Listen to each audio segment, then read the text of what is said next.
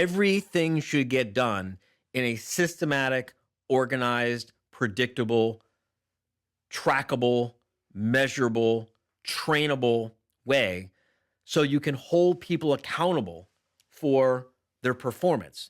And if you've got documented processes and systems and procedures, then when someone screws up, you can be ruthless about the problem, but you don't have to be such an asshole to the person, right? You're listening to the Profit First for Lawyers podcast, the official companion show to the book Profit First for Lawyers by RJon. Now, this podcast is for you if you want to bring home more profit while working less hours in the office, spending more time with your loved ones doing the things you actually want to do, and turning your office into a lean, mean, profit-breathing machine. So if you're tired of working for your law firm instead of your law firm working for you, stay tuned for some really practical insights that will get you the results you've always wanted. It's time to put your BS aside for the next few minutes and put yourself, your family, your firm, and your profit first. Welcome back to another episode of the Profit First for Lawyers podcast. I'm your host, Carly, and today we are sitting down with one of How to Manage a Small Law Firm's practice management advisors, Don Mobley. Now, Don has worked in the legal industry for more than a decade and has provided management advice to hundreds of law firm owners on how to scale their businesses quickly, efficiently, and, of course, profitably. Don excels in helping law firm owners create and document better systems and processes, and she is the de facto expert on SKUs, SKU.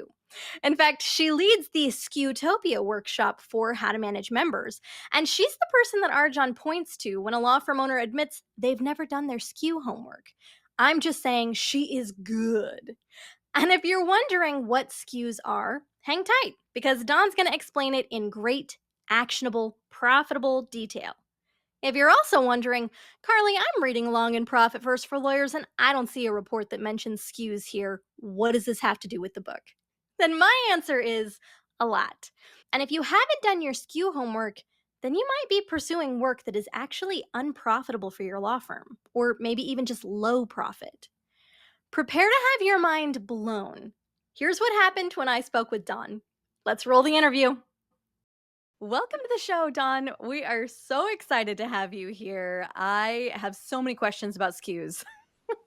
Well, I have so many answers, and I am delighted to be here. I feel like I finally made it because I am now a guest on the podcast. So thank you. Oh, well, thank you. I am happy to be the vehicle for your beginnings of fame. Right. So let me ask you then, Don, because I, to be honest, know almost nothing about SKUs other than that they are important, you need to do your homework, and you will absolutely regret life if you don't do your homework. So really quickly, before we get into that, how did you get involved in this particular field? And what about SKUs makes you so excited that you are now the ipso facto expert in that field? You know, believe it or not, when I was growing up, I didn't say to myself, you know, when I'm an adult, I want to be a SKU expert. The truth is, I think a lot of the reason that I am the expert in SKUs is partly because I've been with How to Manage for quite a long time. I actually joined How to Manage a Small Law Firm in February of 2018. And I just kept learning more and more about them, and it kept evolving. And so that's part of it. You know, part of it is just being in the right place at the right time. Part of it is the nature of who I am. I was very intimidated by the SKU tool when I first saw it because it's based in Excel and it was full of formulas. And I am more of a word girl than a numbers girl. So it really did intimidate me. And the way that I approach things that intimidate me is I want to learn as much as I possibly can about them. And it's kind of like pulling that curtain in Oz. You know, when you see what's behind the curtain, it's not nearly as scary, right? So I promise you that even though they look intimidating, once you kind of understand a few basics, it's it's much easier to move forward with that tool and get full value out of that tool without being intimidated. Oh, I love that. All right, well, then let's just jump right on in. Can you lead with what is the benefit of doing your SKU homework? And then let's talk about what are SKUs. So some of the benefits of using the SKU calculator and doing your SKUs is number one, it clearly shows you what the cost is of producing whatever service that you're providing. Um, I've worked with so many members on putting their SKUs together at this point, but I can tell you, I always say, okay, let's go do your SKUs because I want to know whether we should jump up and down with excitement or if we should like cringe, right? And really, the only way to know that is to know what it costs you to actually produce the service. So, one of the benefits is knowing how to price your services accurately. Hmm. That's what I think most people think of when they think of the SKU, but there are so many other benefits to working on the SKU that most people don't know. So, let me let you in on a few little tips and tricks. Um, in order to produce a SKU, we have to know what the workflow is. And what I mean by the workflow um, is what are all of the action steps required to produce the service. So I always tell my members, I want you to imagine, you can close your eyes if it helps, but I want you to imagine that a new client or a new potential new client is sitting there in sales and they just said, yes, I want to purchase your services. So they sign on the dotted line and they hand you money. What is the very first thing that you're going to do? Well, for many people, it's process the payment. And then what? Right? Well, and then we're going to open the file in the uh, electronic management system. And then what? And we literally play the and then what game until we get all the way to closing down the service, right? We're finished with the service. So we have to go through all of the steps that are required in order to be able to identify how much it's costing us. So one of the benefits is clearly understanding all of the steps that are required to get you from the sale to closing the sale or ending the matter in this case. Notice I didn't say ending the relationship because that's very different. We don't want to end the relationship, but we do want to put a bookend at the end of the case. So that's one of the benefits. Many times we can actually put that workflow in the case management system, or we can load it into some kind of a project management system where it gives visibility of all of the steps. Because if you have that documented, you're much less likely for your team to miss a step.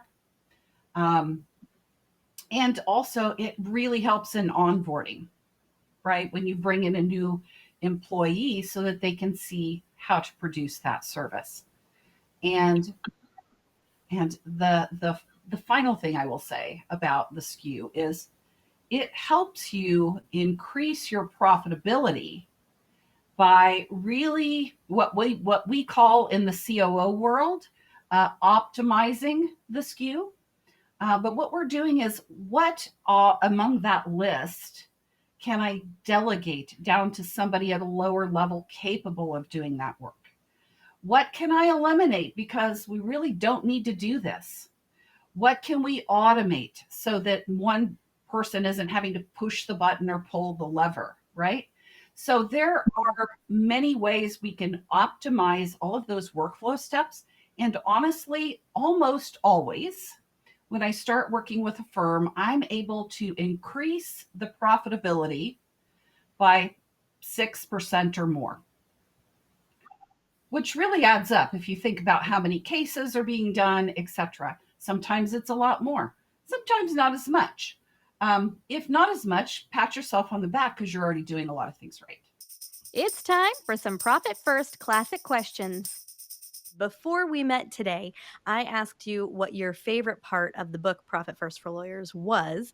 And you told me. I grabbed a little snippet, but do you want to go ahead and introduce this clip? What will the audience hear and what will they benefit from hearing this particular clip? Well, my favorite clip as a COO is the section in the book. It's chapter 5, and RJon is talking about the 7 parts of a successful business, and part 3 is on production. And production is all about those systems, making sure that you have key performance indicators in place and, policies, procedures, instructions, all of that. And I can tell you from my experience, again, over 30 years of working with different companies, you cannot scale unless you master this one. So that's why it's my favorite. Oh, that's a really good intro. Okay, let's roll it. The third main part of every successful law firm is the production. That's the documented processes, systems, and procedures for how the work in the law firm gets done. Everything should get done in a systematic, organized, predictable, trackable, measurable, trainable way so you can hold people accountable for their performance. And if you've got documented processes and systems and procedures, then when someone screws up, you can be ruthless about the problem, but you don't have to be such an asshole to the person, right? You can go back and focus on, okay, when we hired you, we trained you on this documented procedure. Let's go back to the procedure. Was there a problem with the procedure we trained you on? In which case, we take 100% responsibility, fix the procedure, retrain you on the new improved procedure. Or maybe the firm outgrew the old procedure. Okay, no, the procedure is a good procedure, and we trained you on it thoroughly. And then we let you watch us follow the procedure so you could see how it works. And then we gave you the opportunity to earn our trust by letting us watch you follow the procedure. And then you follow the procedure correctly once, twice, 3 times, 4 times. And then we set you free to do the job we hired you to do. And we tracked you according to objective key performance indicators to make sure you were actually continuing to follow the procedure. We did some spot checking from time to time. And lo and behold, we found out for some reason you decided to stop following the procedure. Let's bring you back for retraining and get you back on center. This is what documented procedures do for you. It allows you to hire good people and get great performance out of them because you've got terrific procedures. Oh, I like that. I just want to swoon when I hear that because never were there truer words. There are no shortcuts. You must have documented systems. Systems run the firm, people run the systems. And so, as a COO, that just really makes my heart sing. You said systems run the firm, people run the systems. Do you have a bit of advice or something that you generally tell people when you get new members who come and they don't have their documented systems and procedures? Where do they start? Don't overcomplicate it. We have templates, we have resources, and we can help the members get things in place. But if I was giving any advice for firms that aren't working with us currently or don't have the ability to just dive in and get a template, keep it simple, sweetheart. I use the KISS methodology. Keep it simple, sweetheart. Just have your employee write down what steps are required to go from beginning to end. And one piece of advice that's super important, please tell them why. In other words, I know that it's important for us to document all of the different processes that we have because we can't grow without it. You're going to want to go on vacation and not have a pile of stuff when you come back. You're probably going to want to advance within the company. We're going to need to train your replacement so you can advance. These are the kind of things you want to put in place. Always tell your employee what's in it for them, because I promise you, if you just walk up to an employee and you say, I want you to write down how you do everything, Mm, you know what they are terror. going to think? Well, Absolute unmitigated terror. but do you know why? Like, am I getting fired? Exactly. Most people are not asked to write down what they're doing in a certain process unless the owner has decided they're going to let them go. So Mm. please tell them why and let them know what's in it for them. Reassure them this is not about you losing your job. This is so that we can grow and be healthy, and I can make sure that you have some job security and opportunities for growth. It also helps us identify once something's on a page, it takes on a different life form. A lot of times you can actually spot something once it's written down that doesn't necessarily jump out at you if you haven't written it down.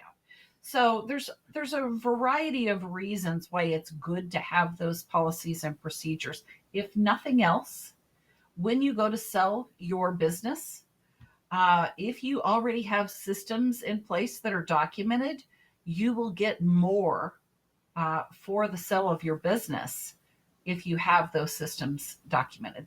And, one of the firms that I'm aware of was able to negotiate an extra $100,000 for their firm because they did have systems in place. So it's real. It's real. Every system has a value. Well, let's pivot just a little bit, Don. So, what is something that you have learned from RJon in your tenure that has really improved or benefited your own life?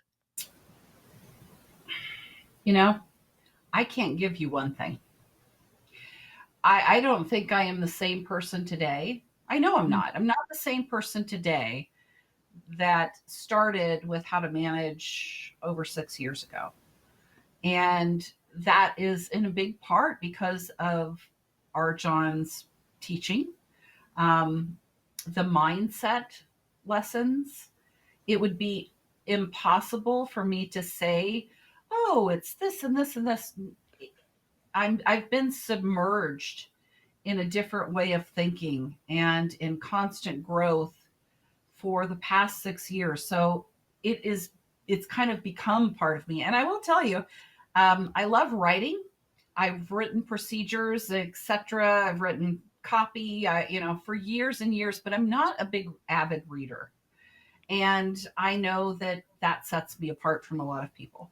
But some of the books I've read here have had such an impact on my life.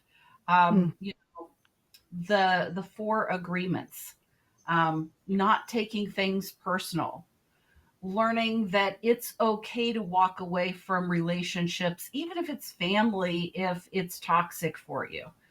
Um, just, I guess, the mindset lessons to me, personal growth precedes professional growth. Mm. And I have found that being with how to manage a small law firm has really been profitable for me personally, professionally, and financially. I can't imagine leaving this group of people and going someplace else and feeling like I'm challenged the way I am here or that I'm growing at the same pace. I'm incredibly grateful for the opportunities that I've had over the last 6 years. Oh, that's beautiful. And honestly, I feel very similarly. And I have not been here for 6 years yet. We'll get there eventually. But that overall, I don't know. I almost felt like a caterpillar who is building its cocoon, Yeah. right? Yeah. Yeah, to be transformed. I already don't feel like the same person that I was even a year ago. And in all the best ways. No, totally. And it doesn't stop, right? Um, we were kind of talking a little bit earlier about kind of the personality or the type of person that succeeds and needing a challenge. I really believe that you will not survive on this team unless you have a sincere desire to change and to grow. Mm. uh, but I think if you are willing to explore that, this is an incredible opportunity. I mean, I've never worked any place that provided me with the same opportunities that I've had with how to manage a small law firm. Okay, Don, is there some superpower that you have, something that you are well known for, that I wouldn't even think to ask, but that could be of immense benefit to our listeners? I don't know if I have a superpower, but I will tell you that I think I am someone who encourages members or our clients to focus on improvement over perfection.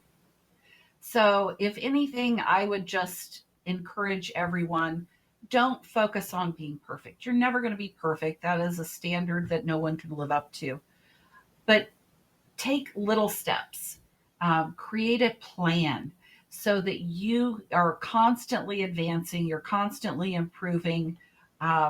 Utilize your calendar. And I think if you focus on improvement over perfection, you're going to realize that little hinges swing big doors, and you're going to get better results by doing something instead of nothing. And now back to the interview.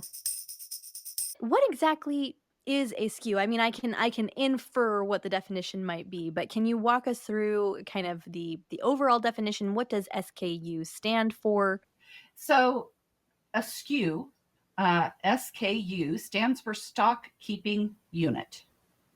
And if anybody in their youth worked in retail, you might be familiar with a SKU, which is basically what we're doing at How to Manage a Small Law Firm when we talk about SKUs, is we're getting an accounting of all the time that goes into producing the service. Like I said, from the time that somebody signs on the dotted line until the time you close that file and send that closing letter, what do we need to do? Who needs to do it? How much time does it take? And by going through this exercise, I can say, okay, in order to produce this service, this is the cost of labor that goes into it. And I can make sure that we have a healthy profit on that SKU so that when we are selling things, we're not losing our shirts or worse. Yeah. Oh, I like that. So we just did an episode on COGS, cost of goods sold. So that's all about the details, the actual what did it physically cost in reality for the paper and all that good stuff. SKUs sounds like it's all about the labor cost. What Exactly. specifically is it costing you in labor in order to produce the work? So these two together, right, are going to tell you how much it costs to do this particular job. Can you give us some real world examples of members that you've helped with this and kind of their overall, what did they do with it? So they crunched all these numbers, now they have the numbers. What happened from there? Yeah, so literally at this point, I think it's safe to say I've helped hundreds of members produce SKUs. And sometimes it's really scary for people. Like they don't want to really know their numbers. They don't really Yeah. want to see it because as long as we really don't know and can't confirm that we're losing our shirts, we could feel okay about it. So sometimes they approach it and they're scared. Once we get it done, and then I can show them how we can optimize it and how these little hinges swing big doors and making changes that they can actually be profitable. Well, then there's an excitement, and they go through and they will. Sometimes we increase our costs. We have to sell the service a little higher, but many times we can just work smarter, more effectively, and we can delegate that work down to the right levels so that we have more bandwidth to serve more clients. I've had, like I said, almost every time when I touch a SKU, I'm able to increase the profitability. And if you think about it, Carly, if we have, in the law firm, let's say we have a $5,000 average case value, right? And if I'm going through and I have my SKUs and at, $5,000, let's say I need to sell, I'm going to make it easy and say 5,000 of these this year to hit my goal. Well, think about the difference between the profitability, the profit margin being, let's say, 66% than being 85% or 95%. So it's a lot more money without, really having to invest in new people many times or any of those other things. It's really just working smarter and understanding where we have opportunities to improve. Oh, I really like that. Now, it does feel like, as you're outlining the steps to figure it out, it feels a little bit overwhelming. How do you normally corral the law firm owners to get them to sit down and do their SKU homework? How long does that usually take? If somebody was a little bit intimidated, what advice would you give them for here's how you get started? You know the benefits, but Yeah. now you gotta actually sit down and get started. How do you encourage that? Well, the first thing I do is I hide the SKU calculator because I'm not kidding. I just put it aside. We're not even going to look at that right now because you don't even need it just yet. The first Mhm. thing you need to do, and I just walk them through it because if you just, did you ever see the movie The Runaway Bride? Oh, yeah. Okay. Well, when Julia Roberts is trying to get married to the coach, he's like, keep your eyes on me, keep watching me, right? Yeah. That's the way I approach the SKUs with a member, right? Like, don't look over there, just look at me. Okay, here's what you need to do. You need to first figure out what are your top revenue generating services that you offer. And it might be, maybe you have a lower number, but you have a service that provides a lot of money when it comes in. Maybe that's your meat and potatoes for the firm. That's what pays the bills. Other times it might be a lower ticket item, but we do a lot of high volume. So really you first need to look at, what really is keeping my lights on, because we really want to focus on those top revenue generating SKUs first. All right. Once we have that in mind, what we're going to do is we're going to pick one of those. Which one is the top one? Okay, let's start there. So let's imagine, just for giggles, that it is, I'm going to build a trust-based estate plan for someone. Okay. Then we play the and then what game.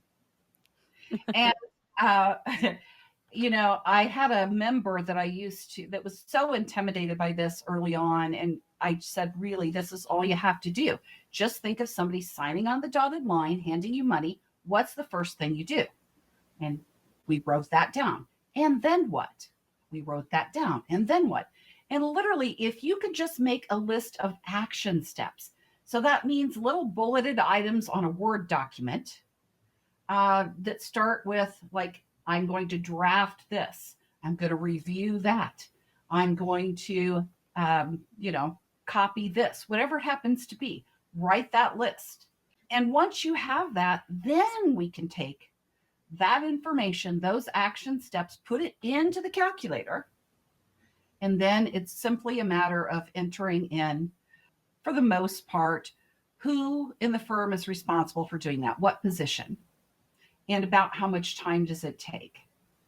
And we fill in all of that data, and poof, everything else in the SKU calculator pretty much will populate itself.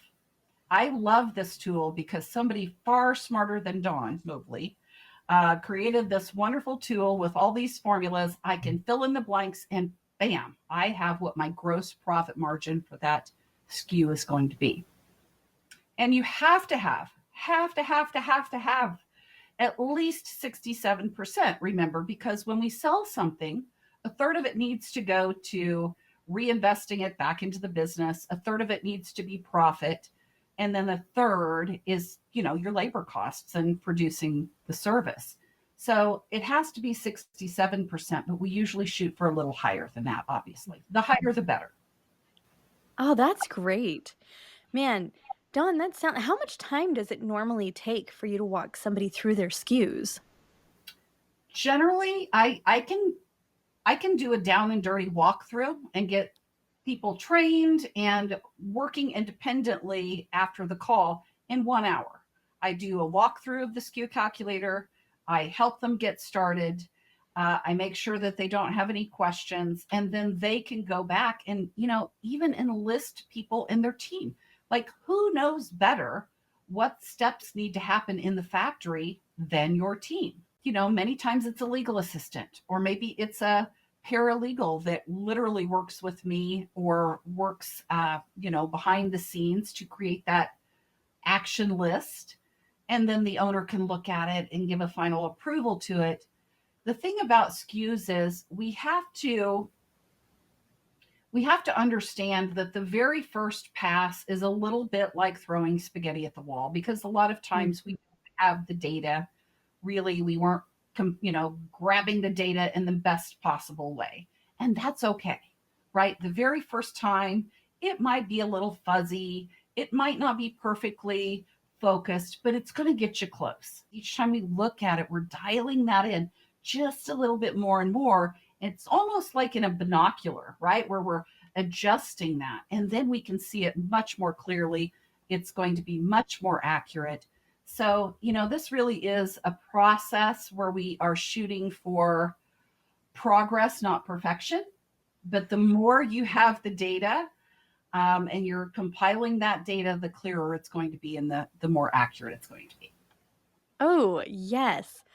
Better to have the data progress instead of perfection. I think those two things have been recurring themes on this show in particular. I'm going to ask, Don, have you ever had anybody that you've worked with who has made some pretty big changes to the services that they offer, or to their law firm in general, after having done their SKU homework? Yeah, I've never had anybody say, well, I'm done with this practice area. It's not anything that dramatic. But I do have a lot of moments where members are like, wow, I didn't realize that when I have these two services, I'm promoting service B when service A is really a much higher profit margin. And we like those more. So they start advertising for really where the money is and what they like doing. That's probably the most common big change that I see. But almost every time that I'm working with a firm, there is a change in delegating work down to a lower level. That's really the thing that, like, if I had one thing that I see again and again and again and again, it's that the attorneys are doing more than is required of them. In other words, I say, so I see that you're calling the client. Does that require a bar license? No? Okay. Then it shouldn't be you, right? So really, it's a lot of just, they're in the habit of doing it all. When they first start, they're doing it all. It's hard for them to let it go. It's hard for them to really see what should be attorney work versus what should be paralegal work versus what should be legal assistant work. So there's an education process. And again, the biggest changes I usually see are delegating work down to a lower level. Sometimes it is adjusting our pricing for our services. And, sometimes it is shifting our marketing to promote the things that are really more profitable for us. It's funny because we just spoke with Becky Moriello this season, and what they had said was one of the biggest things that impacted their business was making sure that the work flowed to the lowest paid competent. They really, really stressed that word competent Yes. person. Well, sure. And I think that's kind of exactly it. Like, this sounds so profitable to me, and also kind of liberating. I think especially if you are a law firm owner who has a hard time delegating or has a hard time not doing everything, right? If you're so used to just doing everything that it's really hard to give tasks to somebody else, then this is a really good way to see the effect of that laid out on paper. You know, just data driven, all facts, no emotions. Just Ab- wow, this is how ab- I'm affecting my clients by refusing to delegate. This is how I'm affecting my staff. This is how I'm affecting my bottom line. all of those things. Perfectly said. That's exactly what it's about. We take all of the guesswork out of it and we take all the BS out of it, all of the stories and all the excuses, and we just look at the data. And, you know, I'll be the first to tell you, I spent a lot of my career doing marketing and sales and writing and things like that. I get a little intimidated when I see an Excel spreadsheet that has all of these formulas in it because it was very intimidating until I realized how beneficial everything was going to be, to my clients, to the members that we have at How to Manage a Small Law Firm. And then I embraced it and I was like, nope, if we're going to do this, we're going to I want to know everything there is to know about it so that I can help them be more profitable. Well, let me ask you then, Don, for those of our listeners, practically speaking, say Yeah. that they have the SKU calculator, and those listening, we'll make sure that that's one of the resources that we offer on that action page. Mhm. They have the SKU calculator, but they don't have their own personal Don. They don't have a Don Mobley. So, what is their first step in using that? What would you recommend for somebody who doesn't have a guide to walk them through that? The beautiful thing, when you get the SKU calculator, the very first page is instructions. And it's basically going to walk you through a Q&A page. And again, just remember, read the instructions and fill in the blanks. Know that you don't have to do any of the heavy lifting. When it says to you, what is your SKU? Well, name it what you want. Is it a will-based estate plan? Is it a trust-based estate plan? Is it a divorce? Is it, you list your services. And then you're going to say, what is the average case value? Or what is the flat fee that I sell this for currently? And again, sometimes we don't know because we haven't been keeping great records, but we get as close as we can. And this is one of those areas I'm talking about. Now that I know I need that, I can start gathering that data. And the next time I update the SKU, I can get closer, right? It's going to just walk you through what kind of revenue did you bring in according to your P&L over the last 6 months. You're going to fill that in. And then in the bottom left-hand corner of that Q&A sheet, it's going to ask you what team members are producing, that are actually working in the factory to produce this service. Mhm. And this is another thing where if I was working with somebody one-on-one, I don't allow anybody to write down things like receptionist or intake specialist or a non-attorney salesperson. Hmm. Why? Because there are really only 3 positions that work in your factory. Mm. And there are different levels, but here are those positions. There's an attorney, there's a paralegal, and there's some kind of legal assistant. Now, you might name them other things, but that's really the 3 positions. You might have a senior attorney, a managing attorney, but it's an attorney, right? Um, and there are a lot of people that are like, oh, she doesn't know. We actually have our receptionist working in the factory. And here's what I will say to you.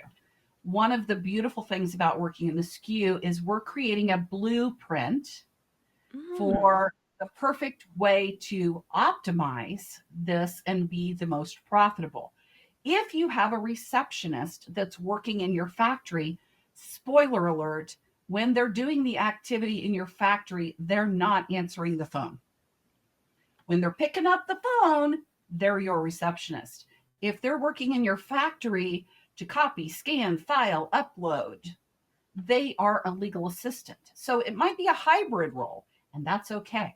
But really, the only positions you should have listed in your factory: legal assistant, paralegal, and attorney. And the reason we do that is because if, let's say, the world's best receptionist goes on to be the world's greatest intake specialist, and we have more work in the factory than a hybrid can handle, I need a dedicated legal assistant. I don't want to have to go back through those SKUs each place and move it from receptionist over to legal assistant. No. What hat is the person wearing when they're doing this? And that's the way they want to fill that out. Oh, that is such a good tip, Dawn. I really like that. It's funny because I feel like when you have been in a position for so long, your role continues to grow, but Yeah. I feel like it's pretty normal to carry some of those other tasks along with you. Yeah. And I feel like if they had been laid out like this, Mhm. it would have been a lot easier to shed some of those and avoid some of the burnout of being a longtime employee with a lot of native knowledge. Because it wouldn't have been an option. Because it's like, no, this is a legal assistant job. This is not a paralegal job. So That's you were no longer the best person to do this. right. That's what a good job description will do for you. And when I'm talking to people about these individual roles, I always say keep the chocolate out of the peanut butter and don't create Frankenstein job descriptions. And what I mean is, if you create a job description, again, let's imagine that receptionist was listed there and we say, well, the receptionist is also doing this. No, no, no, no, no. The receptionist answers the phone. The receptionist will meet, greet, seat, and treat people that come into the office, et cetera, et cetera. A legal assistant does these things. When you hire in a small law firm, many times people are wearing, different hats. But just be clear which hat you're wearing when you do certain things. Don't combine it all into one big old mess of a job description, because when it is time to hire that next person, then you got to separate the chocolate from the peanut butter. And it's hard to know what was really supposed to be where. If you've ever tried to deconstruct a Reese's cup, it's better just to keep them separate because it just never is going to be able to separate the way you want. So, you're making twice the work for yourself. Oh, that is so great. Dawn, I feel like we've got a lot of really in-depth information about this in particular. I have another line of questioning that I want to move over to, but is there anything else that you want to say about SKUs in particular that we haven't touched yet, but that you think will add a lot of value for the law firm owners who are listening in? Just do it. Don't worry Just about do it. Just do it. Be like Nike. Don't worry about perfection. I promise you, the exercise of getting something written down on paper is so enlightening. Just seeing it on paper, you can start identifying on your own, even without some kind of an advisor reviewing it with you, some things that's like, you know what? I don't think it makes sense for us to do that anymore. One of the little tidbits I tell all of my members is, and this one little tip, I promise you, if you do nothing else, if you incorporate this, you're going to save thousands of dollars this year. And it's super easy. Before you leave any meeting with a client, schedule the next meeting. Instead of having somebody later call to schedule and play phone tag back and forth, if you think about the amount of time that you spend, let's say it's 10 minutes, but you're doing that, 20 times throughout the relationship with your client, and how many, what are we able to bill that person out at? Thousands of dollars a year, I promise you. Instead, always schedule the next appointment while you have them, either on the phone or in person. And that's what I'm talking about with the optimization, Carly. When you write it down and you're like, well, why are you calling these people? Just go up, swim upstream just a little ways before you left that client and schedule the next one 2 weeks out or 3 weeks out. And for those people who like to tell me, well, I don't know for sure, what if something comes up? Well, then you reschedule it. But look at the time you would save just by optimizing that one little thing. And such an easy thing that you can just start doing. Like that's not a heavy lift at No, all. no. Um, that's fabulous. Okay, well, let's move on to profit. As far as RJon's definitions, this is one of my favorite things to ask anybody who comes on the show, right? Which is, and it does not have to be related to anything we've talked about so far, but is there something that you personally have implemented in your life within the last year or so that has added more profit to your life, personally, financially, professionally, where you've exchanged something that you value less to get something that you value more? The best advice that I think that I've applied in the last year, and believe me, it's not easy to pick one thing because, I've been around here a long time. And so there's a lot of great advice I've been given. One of the things, though, that really sticks with me this year, Carly, is a goal without a plan is just a wish. And that basically is saying, I know as a COO, I'm always encouraging the members to create their business plan, right? Well, I like to practice what I preach. I'm getting to the age where I can start fantasizing about moving to a warmer climate and possibly retiring Oh. in the next 5 to 10 years, right? And so it really does make you, I've really gotten serious about where do I want to live? How much money is it going to require for me to be able to buy the kind of home that I want and the location that I want? And what kind of lifestyle do I want to live?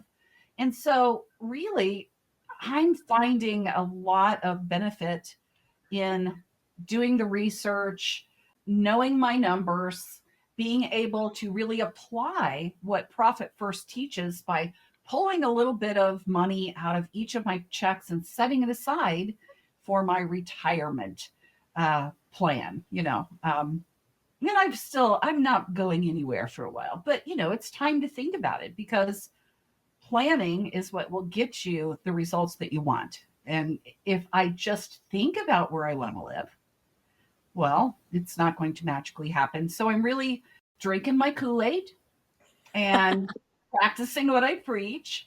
And I'm really getting a plan in place for what that looks like for me and my husband and my coworker, which is my lovely dog. Oh, that's so fantastic. Don, I really like non sequitur, but I really enjoy asking, especially members who or team members who have been with How to Manage a Small Law Firm for a while, because I feel like so much of the time we get a very similar answer. We asked Evelyn, and she said, that she kind of retired and then came back part-time so that she could Yeah. have more time for herself, right? We asked Tanya, and she said she went on a sabbatical and bought a house in the woods. And, um, uh, I really like that it's so evident that we drink our own Kool-Aid, Yeah. which hopefully I think showcases how valuable doing the work is, even though it seems a little bit I mean, it is difficult, and it seems a little bit overwhelming to carve out the time because you're never gonna find the time, um, but but it's also really, really worth it. It is. And, I know that a lot of the members that we work with, they just think, oh, this is all so easy for them. No, we're human beings, right? We have to do the very same things that we're telling you. We're empathetic, we get it, but we're here to help you be accountable because that's what you want from us. You want us to support you achieving your goals. That's what I'm doing right now for myself. I'm taking all of the advice that I give other people and all of the advice that I've learned at How to Manage, and I am doing what I tell them to do. Because why? It works, right? It works. Oh, that's so great, Don. Thank you so much for bringing this today. I know it's really hard to distill the information about SKUs in a easily understandable way when you don't have a whiteboard and the calculator handy and you can't show people line by line. But I really, really appreciate you taking the time to walk us through it so simply, Yeah. so that that people can get the benefits of that, even if they don't have their own Don Mobleys in their pocket. Absolutely. Let me give you one other little tip just to Please. encourage everybody to do this. I told you earlier that one of the members I started working with had been with How to Manage a Small Law Firm for several years and never completed their SKUs. They were very intimidated. And in walking them through, when I saw them at our live quarterly meeting, they gave me a present. And here it is. It is one of those Office Max buttons. And when you push it, and then what? It says, and then what? So for anybody who has any excuses about not doing their SKUs, get one of these buttons and record and then what, and then just think and walk through those steps. I promise you it'll be okay. Oh, that's great. What a good gift, too. I want my own button. Yeah. That's amazing. Thank you so much for coming on today, Don. I think that we've given our listeners the opportunity to take some really practical advice that will give them almost immediate benefits if they'll just sit down and as you said, just do it. Just be Nike about it. Carve out some time, get it done. It really is so worth your time. Absolutely. And if you are a member and you need help, we're here to help. Just let us know. We'll help you. Fantastic. Okay. And if you are not a current member of How to Manage a Small Law Firm and have additional questions for Dawn, feel free to reach out to us at podcast@profitfirstforlawyers.com. And I will make sure to get all of those questions her way, and we will make sure that you get some answers. Dawn, thank you again for being here today. This was fantastic. All right. Bye, Carly. I know the thought of SKUs can be pretty overwhelming. But I do hope the way that Dawn broke those down for us gave you some extra confidence that you can do it and that your firm will be so much more profitable once you do. Break it down, step by step, little by little, and keep asking yourself, and then what? So don't wait. Even if you just set aside 10 minutes a day or a full day once per month, just start small, buckle down, and get your homework done. And that's what we've got for you today, folks. Thanks for spending some of your time with me. And if you found this episode valuable, here are a few things you can do today right now to take action. 1, visit our page at profitfirstforlawyers.com/action to download our free resources curated just for you. 2, make sure that you snag your copy of RJon's book, Profit First for Lawyers, wherever you usually buy your books. And 3, leave this podcast a 5-star review to help us be discovered by even more law firm owners just like you. I hope this has been very helpful for you. Stay tuned next time as we speak with a very special guest and learn how to find thousands of dollars in almost pure profit right now without any delay. And if that sounds a little bit too good to be true, meet us back here next time and I'll prove it to you. See you then. Thank you for joining us on another episode of Profit First for Lawyers. If you're enjoying what you're hearing, tell a friend. And visit profitfirstforlawyers.com/action to download the resources that are going to help you put these concepts to work for your law firm. Your future self will thank you for it, and we will see you next time.